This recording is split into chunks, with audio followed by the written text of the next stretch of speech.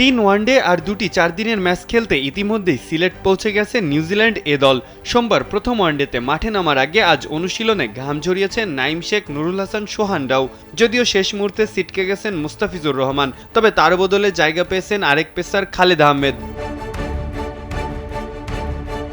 সিলেটের বাউন্সি পিচে নিউজিল্যান্ড এ দলটাও হবে যথেষ্ট ভয়ঙ্করী, তাই তো বাংলাদেশ এ দলটাও গঠন করা হয়েছে বেশ শক্তিশালী তারকা ক্রিকেটারদের নিয়েই।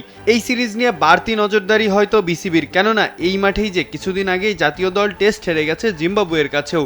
তবে আশার খবর, বাংলাদেশ এ দলের স্কোয়াডে থাকা খেলোয়াড়রা সকলেই আছেন দারুণ ছন্দে। ঘরোয়া ক্রিকেটে ভালো করার সুফল পেয়েছেন সবাই। ওয়ালটন আবারও মিলিয়নিয়ার অফারে ওয়ালটন ফ্রিজ কিনে আপনিও হয়ে যেতে পারেন মিলিয়নিয়ার।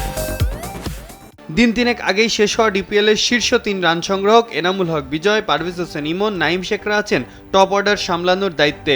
ডিপিএল এর লিজেন্ডস অফ রূপগঞ্জের হয়ে 500-র উপরে রান তোলা সাইফ হোসেনও থাকবেন তাদের সঙ্গে যোগ্য সঙ্গ দিতে। মিডল অর্ডারটা আরও দুর্দান্ত। মাহিদুল ইসলাম অঙ্কন, ইয়াসির আলী রাব্বি, নুরুল হাসান সোহান সবাই ব্যাট হাতে দিয়েছেন আস্থার আশ্বাস। ভাঙাচোরা দল নিয়েও ব্যাটে বলে অধিনায়কত্বে সেরাদের সেরা হয়ে আবাহনীকে শিরোপা জেতানো মুসাদ্দেক হোসেন সৈকত আছেন দলের কাণ্ডারি হতে। ব্যাট হাতে ঝলক দেখানো শামীম হোসেন পাটোয়ারিও আছেন ফিনিশিং টাচ দিতে। গত ডিসেম্বর থেকেই নিজেকে যেন বিধ্বংসী এক ব্যাটার হিসাবে নিজেকে প্রস্তুত করেছেন শামীম। স্পিনার আছেন দুজন, নাইম হাসান, তানভীর ইসলাম। ঘরোয়া ক্রিকেটের পরীক্ষিত দুই মুখ। বল হাতে ঘূর্ণি জাদুতে প্রতিপক্ষকে কুপকাত করতে পটু তারা।